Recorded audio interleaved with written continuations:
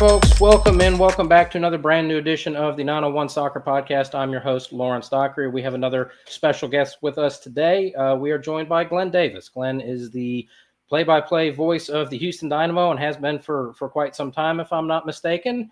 Has also called a number of college soccer games, including the last two AAC Women's Tournament finals, which featured your Memphis Tigers. Thank you to Glenn for taking time out of his day to come chat with us. Glenn, how are you doing? Good, Lawrence. Thanks for having me on. Look forward to the conversation. Yeah. That's something we've had to pivot to here. We here in Memphis, we lost our professional team. They packed up and moved, and so we've had to start bringing more guests on. So we've had some soccer guests, including former Houston Dynamo coach Tab Ramos was on our show back in January, and we've had some non-soccer guests, and it's all kind of with an eye towards the World Cup next year. And the World Cup is here next year. Now, it's a once-in-a-lifetime opportunity, although it is the second time in both of our lives that the World Cup has been in the U.S., though, truth be told, I was only months old at the 1994 World Cup. But before we get there, we mentioned that you've called some college soccer games. You've been doing a lot of ACC games this year, if I'm not mistaken. Is that correct? And you'll be calling the AAC Women's Tournament in Cary coming up. So I've called college soccer since it's pretty amazing. Through my lens, I've seen the college game grow immeasurably from quality of play, especially on the women's side. So I've started calling games all the way back in the late 90s. So to see where it's come now, I've called multiple national championship games for both the men and women's. It's been really a treat for me to see the rise of the college game and how it's changed, the infrastructure, the quality of the players, the elevation and the athletic ability, wonderful coaches that work with student athletes. But as we all know, there's some changes now that are making it uniquely different, and those will be challenges for coaches. But yes, I've called some of the AAC for sure. Did the men's last year as well. This year I'm going to do the ACC Women's Championship. But I'm going back to Cary, which I haven't been there in a long time, and I've always enjoyed calling games there. I've done the men's national team there, women's national team, so looking forward to it. So having called the last two AAC tournaments featuring the Memphis Tigers, obviously Brooks Monaghan's been here. This is now year 26. That's quite a long time. Just from afar, from having to prepare for those games, just from afar, what do you think of the quality of the Memphis women's program historically, and how do you feel they fit into the larger women's college soccer game? Yeah, I mean, not in one of the power conferences. Yeah, I mean, look, these have been exceptional teams. I mean, when I mentioned exceptional coaches, there's one of them, right? I mean, the dedication Brooks Monaghan has had to Memphis is pretty remarkable. I remember saying that on the broadcast. The final last year, I thought Memphis that was a tough one. Yeah, that was a tough one to lose. I thought that they were, the better team over the 90 minutes and extra time. But don't take anything away from the shock upset of ECU. But look, I have a lot of respect for coaches like him that have dedicated to the college game, have helped it grow, have provided tremendous mentorship to and soccer coaching to student athletes. So there's a lot of these coaches that have bridged a lot of generations of the game at the college level. And through his lens, he's seen it change dramatically. Mm-hmm. Mm-hmm. So on the topic of college soccer, one of the pet projects, pet theories, whatever you want to call it, that I've had really in the back of my mind for a couple of years now is that it's my belief that college soccer is the perfect vehicle to get the non-soccer fan into soccer. And my theory behind that is it's probably the most Americanized version of soccer with the clock counting down and substitutes that can re-enter. And then when you get to overtime, it is golden goal, sudden death, whatever you want to call it. So it's not as much of a shock to the non-soccer fans' sports sense as a regular FIFA game would be. And it's also a brand that you're familiar with. If you're, watching the Houston Cougars, who I believe are now 6-1 or 7-1 in college football, or you watch Kelvin Sampson's teams going to the Final Four basically, every other year it feels like now.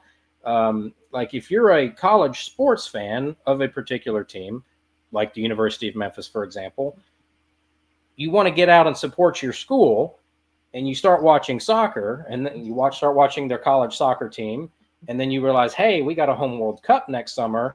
And I just think that's the perfect way, rather than just people showing up and not knowing anything about soccer. If you're interested in getting into it, you could start at the college level and go from there. Am I making any kind of sense? I think yes and no. I think there's all kinds of ways to fire start people's love for soccer. Look, organically, people, when the World Cup come this summer, that somehow get tied into the excitement of it all. I mean, it's going to be, all eyes are going to be on the United States, Canada, and Mexico, but us more so because we have more games.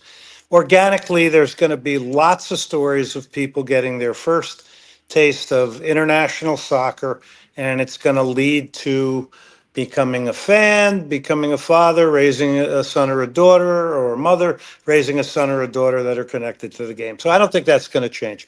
I think the college product is a pretty known entity in the United States. I think the simpler way of getting people attracted to soccer is you put a ball in a goal. It's about as simple as that. I don't think that the clock, any of that is that big of a deal. In fact, I know people are pushing for that to get normalized like it is in international soccer. The substitution patterns are a little different in college because you can make a lot of changes. People can't re-enter in the first half, but they can re-enter in the second. So that's a little bit of a different strategy. But at the end of the day, it's still soccer. And the college game may undergo a lot of change here in the future. There's certainly a push for it. U.S. Soccer is trying to get involved as well. You got the portal now, which makes things a little bit more difficult for coaches because I do think it takes a little bit of their ability to coach young people away, because if something doesn't go right for a young soccer player or they're not playing as much as they like, instead of remaining at a program where there is a commitment made with a scholarship, they can just drop themselves in the portal and leave. And thus, they avoid working with an adult coach. And they might miss out on some really, really good lessons. And I do think it's going to be a little more difficult for us to see many freshmen come in and stick with one program throughout their career. So those to me are not pluses.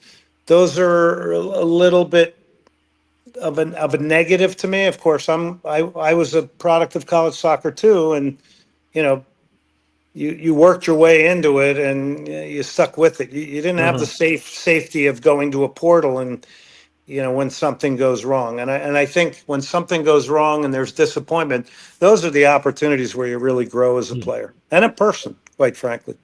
And it's funny you mentioned that, because I know both Coach Monaghan and Coach Mulrooney for the men's team, whenever they do a media interview with somebody in town that's not really super soccer savvy, but they're successful at the University of Memphis, that is something that they get asked every time now, is about NIL transfer portal. And the answer has for several years been, I'm sure we'll get there, but we're not seeing it the way it's going to trickle down the way that it, the way that it's out of control in football and basketball. It's not there for soccer yet, but I would agree with both Coach Monaghan and Coach Mulrooney that eventually there's no reason that we won't get there the same way. It's not there financially, but it is there from the standpoint that somebody can enter the portal and leave. So that makes it more difficult for Richard and Brooks to build a team culture and to build a team chemistry. And really, ultimately, what it's going to come down to is when there's so much change each and every year, and I don't know how much change has happened for their two programs this year, but when there's a lot of change, you're going to have to become a master at melding people together in a short amount of time. It's not going to be like the days of a freshman comes in, earns a bit of playing time, each year progresses, finally breaks through at whatever level and at whatever time frame they have. So it's going to be a little bit tougher on coaches, no question about it, even in soccer when it comes to building team culture and chemistry. Now we mentioned Coach Mulrooney, and if memory serves, he played for the Dynamo, correct? Oh yeah, he did. Sure, he did. Yes, he Yeah. So did. that was. Did you ever get to call any of the games that he played for the Dynamo? I all of them that he played for the Dynamo for sure. And I've called him when he was on other teams in Major League Soccer, like FC Dallas and San Jose. Actually, Mm-hmm. excellent player, incredible professional, total respect for the game. 90 minutes of sheer energy and effort. Mm-hmm. He was a man in motion, in my opinion. Just a great link player in midfield. Wonderful, and I really enjoyed watching him play. And he came into the Dynamo and immediately was, a respected player in the starting lineup. Wonderful to watch. And I will say, from a media perspective, I've never had a coach that's been easier to deal with anywhere ever. So I'm a big fan of Coach Mulrooney. I think Coach Mulrooney gets it. I mean, Mm-hmm. I think he might have been on the fringe of a little before when soccer was still trying to make it right. That Mm-hmm. guy's coming into MLS now. Everything's in place, infrastructure. Mm-hmm. You got social media behind it, the good and the bad of that. You can do a lot of that if you want to as a player. There's more money in the game. The contracts are better. I'm sure. I'm sure he looks at the contracts and the money some of the players are making now, and then you measure yourself to them and say, "Well, I would Mm-hmm. have been around this right now in MLS." So, uh, servant to the game doesn't surprise me. He's become an excellent coach because that generation and even before that, that generation has a tremendous amount of respect for the game. Mm-hmm. And you mentioned the infrastructure being placed, and that's kind of how I think a good way to pivot to the upcoming World Cup next year. And inevitably, I think there are going to be comparisons made from 2026 to 1994. 1994, obviously, the launch was essentially the launch point for MLS. That was one of the conditions of FIFA giving us the World Cup, was that you needed to start a professional league, and MLS started in 1996. And then one of the things I've also heard and read is that while the crowds were huge, and they have not even come close to being equaled at any World Cup since, is that it was the crowds were big, and then you walked out of the stadium and there wasn't much of anything about anything going on about the World Cup. And I think that is where this World Cup will surpass it. Is that a sense that you get, that there's going to be a lot more stuff going on around related to the World Cup and not just the games? And then the second part of that is the legacy of 94 is that it gave birth to MLS.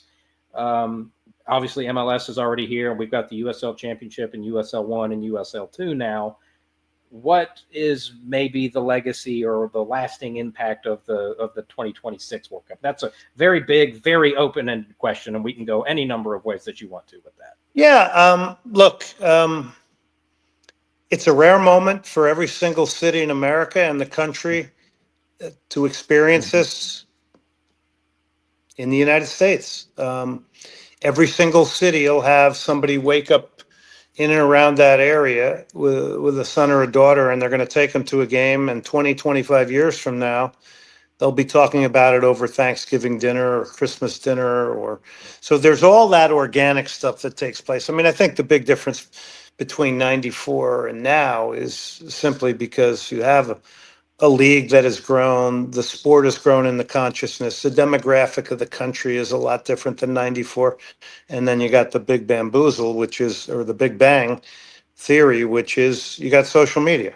So everybody is going to be a reporter at all these events, and they're going to be placing stuff out there and putting things on their pages, their Instagram, their Twitter. So you're going to have coverage like there never was for a World Cup. It'll exceed Qatar or Qatar, I'm sure. Lasting legacy, I just think, is continue to grow the consciousness of the game into the minds of people in the United States. And I think what we always have to remember is, in context, we have three other traditional sports here. So when anybody ever bags on the United States in soccer, you do have to remind people that the amount of choices here are a lot different than in the country of Morocco, who, by the way, is going to be one of the favorites going into the World Cup, right? Believe it or not, they got to the semifinals in Qatar. Their under-20 team just won Mhm. a World Cup, which is historic. And they did They're a pretty well at the country, Olympics too, right? They knocked us out. and yeah, and they've invested in it. This is not by accident. Mhm. But again, a country like that where the game is the priority, it's a little easier to have definition, im, impose a plan. Whereas here, every level of the sport, in a lot of ways, is congested with a lot of ideas, with a lot of leagues, and it's like when you go fishing, if you get a bird's nest and it's hard to unwind sometimes, to really cut through to where are we, Mhm. But the World Cup is going to be a fire starter. It's going to get everybody Mhm. excited. It will be interesting to see based on the time period we are in now, but I don't think there's any question it's gonna spur new fans. It's going to spur new ideas. It's going to be the biggest World Cup when it comes Mhm. to culture, music, and food, and these types of things as well, involved in the overall package of the World Cup. So I hope we don't lose sight of what's going on in the field. It is 48 teams. I'm Yeah. not a big fan of 48. I'm not a big fan of the fact that they've had meetings for 64. I think we're playing with fire here because I don't want to see the World Cup personally, and this is my opinion. I don't want to see it demystified because, in my mind, as somebody that's a little bit older, the World Cup is sacred. I mean, you can make one play in a World Cup and never be forgotten. Mhm.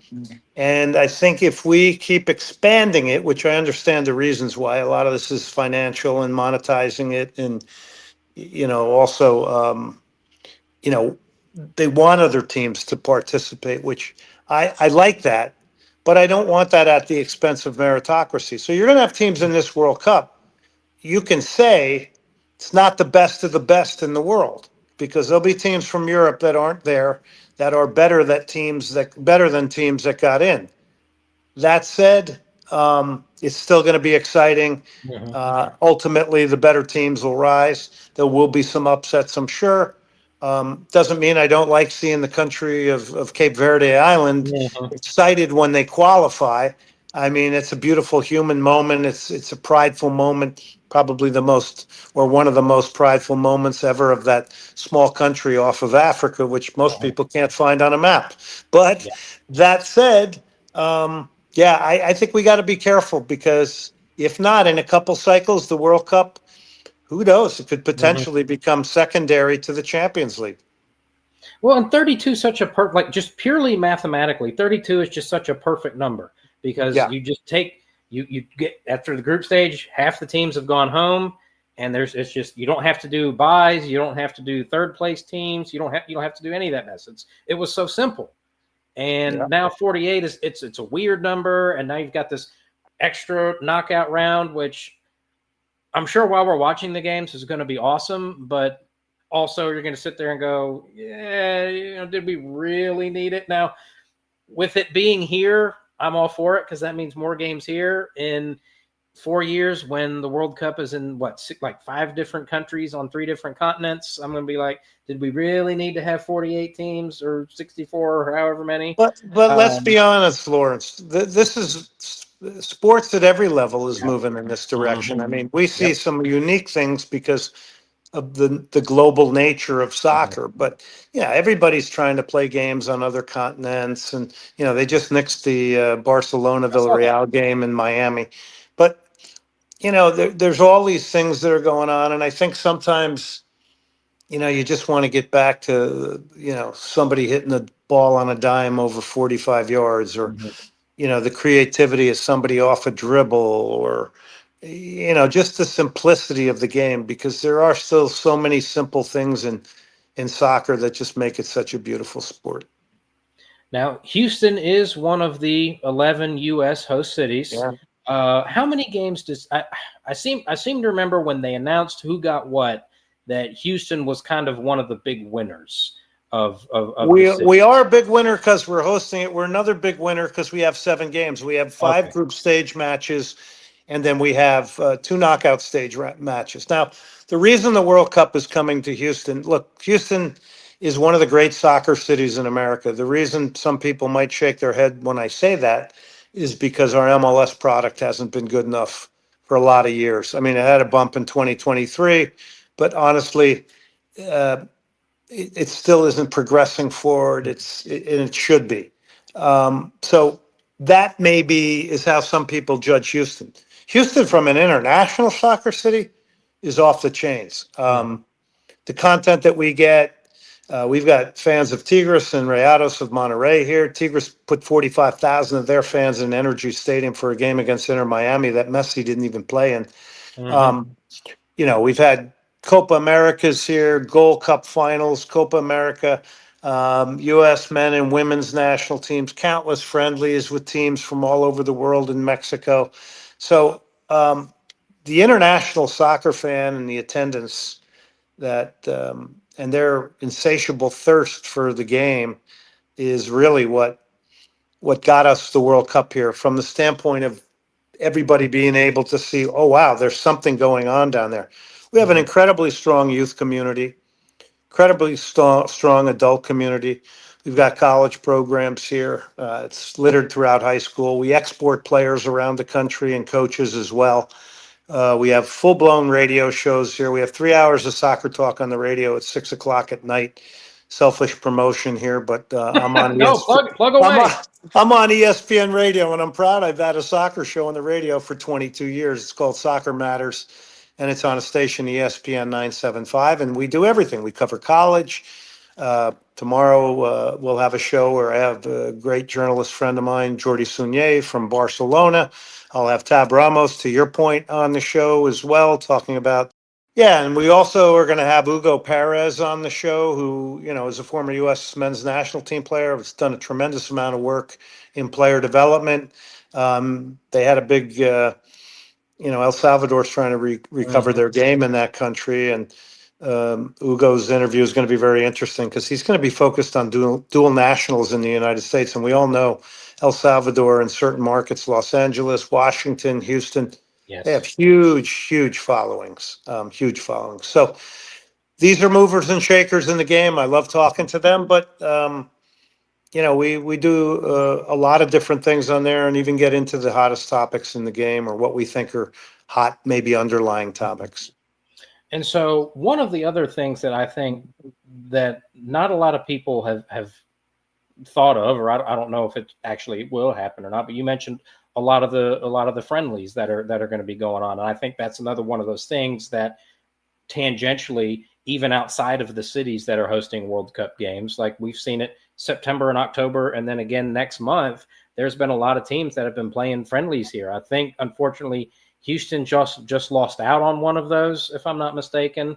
But they've got it. They changed opponents. Nigeria had to drop out, so now it's going to be Venezuela against Australia. So that'll be interesting to see how that draws. I mean, people will know Australia has qualified for the World Cup. They will have also seen them against the U.S. men's national team. So they're not one of my first picks who I would want to see, but they have qualified Australia for the World Cup. Good for them.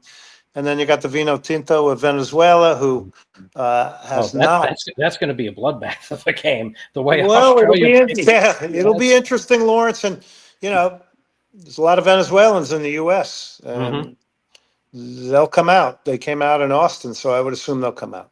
Oh yeah.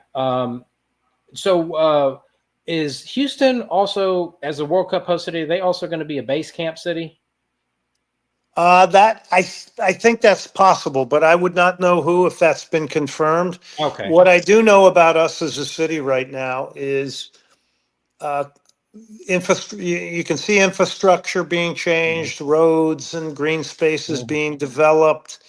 I personally, and I know other people share the same opinion as me, don't feel like people, yes, the hardcore soccer people know it's coming, right? And there's about 2 million plus of them. But I don't think, for general awareness, we have done a good enough job of letting people know and weaving people into things. Every promo you do should have some representative from the youth community, the adult community. You got to share the love. You got to be good at that. you got to know how to weave people into it and not play to the same people all the time. And Mhm. I don't feel like we're doing a good job of that as all. And this is a World Cup for everybody. It's not just Mhm. for a select group of people. It's for everybody. And that includes the outer suburbs of Houston, which, by the way, are filled with soccer fans. That's where the Mhm. majority of soccer fans are. These ethnic pockets in certain areas of Houston, not to say that they aren't downtown. So, yeah, I hope that can improve. I mean, I try to create that awareness through a 1 hour World Cup show on Wednesdays. Um, a friend of mine, an artist, Batiri, and I, and really he does the heavy lifting. We do a World Cup viewing party once a month in different locations throughout Houston where we take the official FIFA film. Those have been really cool to create awareness, and they've been really fun. And you're there with a lot of like-minded people. We've done them in some historic movie houses, and the next one's going to be done down on Market Square in downtown. This will be an outdoor version. Hopefully, it won't rain. So these are ways organically that people in Mhm. the community are doing different things to create awareness for it. But yeah, the World Cup's for everybody. It's not just for, the Fortune 500 companies. I mean, if you're a company in Houston that's mid or lower range, you should be thinking about how you're attaching yourself to the World Mhm. Cup. Mhm. If you're somebody who wants to learn more about the game, there's tons of ways to do that. But sometimes I think we think it's just kind of for the elites, and it's not. It wasn't a game developed necessarily for the elites only. And we all understand that investment in that makes the world go round. But I think it's going to be exciting times. Everybody's kind of posturing. There's lots of areas around town that I think not only you'll have a great fan fest downtown, but you're also going to have all these pockets in certain areas outside of Houston that are going to have their certain establishments Mhm. that people are going to really want to hang at and go to because they may not want to go downtown. They may not want to drive in, right? So I think it's going to be fascinating. I'm super, super excited about it. Only I wish I was will. calling it. I've called 7 Yeah. World Cups. I would have loved to have had an opportunity, to call games in what is now my adopted hometown and, Mhm. at the end of my career and kind of do that. That would have been something fun. But, I've had so many great moments through soccer, TV, radio, playing professionally. I can't complain. I'm glad that you mentioned that you feel that, I guess, locally they haven't done as good of a job as they could at ramping up the awareness, because that's something that I've felt on a national level, that be it U.S. Soccer or their media partners or whoever, it's just been kind of like I just get this sense that they're just all operating under the assumption that the World Cup's going to be here and that's just going to solve everything and it's going to take care of itself, which to an extent it will. The World Cup solves itself. It's the World Cup. But I'm with you in that I feel more could be done by more people in more places. I will say from afar, I'm a bit of like a weirdo in this respect. When the host cities were announced, and then when the who got announced was getting what games, I went to like the local news stations for each of those respective cities, and I will say that Houston, Dallas, and Seattle were far and away probably the most in-depth and most different videos on YouTube, different reporters doing different topics at all of the ABC, CBS, NBC, and Fox affiliates in those cities. The one that really disappointed me was Boston. I have thoughts about that, but just Well, from that's a afar. really good question. How is the World Cup going to be covered? Where are people going to get their Mhm. information? Is it podcasters? What will mainstream legacy type media stations do? Will it just Mhm. be, a quick report on the game? Will they actually hire people that maybe have a real knowledge of soccer to work for them? Will they expect anchors to do, a Cliff Notes quick version of learning soccer and some fancy words? Mhm. And maybe they don't have to go in depth. Maybe it's just about hanging out in the fan zone and doing that kind of coverage, and then relating a score of a game, or let's say Argentina's here, going to an Argentine restaurant. I mean, we know the Mhm. playbook pretty much, and it's fun and that's good, and you need that type of coverage, Mhm. no question. no question about it. But we also are getting a little more sophisticated as a soccer culture, and there are people that want more than that. They want to get into the nuts and bolts of the game, the tactics. They want to get into all the deep storylines that could affect the performance of a team. So it's kind of mixed now. The soccer fan is very varied, I would say. Yeah, very, very. I There's like. lots of, we could categorize lots of different types of soccer fans that go to games for very differing reasons, right? A lot of it's a social component. Um, a lot of it's just pride in your country when it comes to a World Cup. Some of it is, hey, I just want to be a part of this big, magnificent thing that's happening. I'm going to leap in there. You know what I mean? Because everybody else is doing it. That's okay, because that person could turn into an excellent soccer fan. So there's lots of components. There's types of very differing fans, I think. But in Houston and the surrounding area, we certainly have a mass of authentic soccer fans here, no question.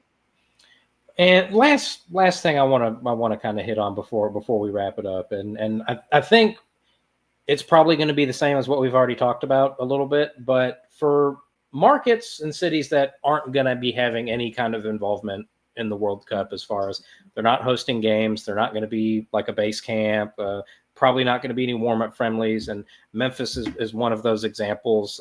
You could probably say like Birmingham, Alabama, or Little Rock, Arkansas, or Boise, Idaho, or Omaha, Nebraska, places like that are cities that do have soccer fans, but for whatever reason are not involved.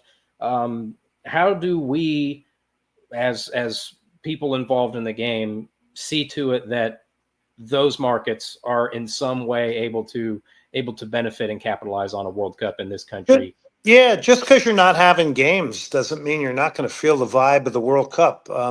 I would assume Memphis is going to have all kinds of places that are going to have viewing parties, and if they're not, I would be mobilizing to do that right now. I'll do what I Because can. I'll do what I can. yeah, get out there, Lawrence. You can do this. They're not going to miss out. The energy can still be there. People can travel too if they really want to go Yeah. see a game.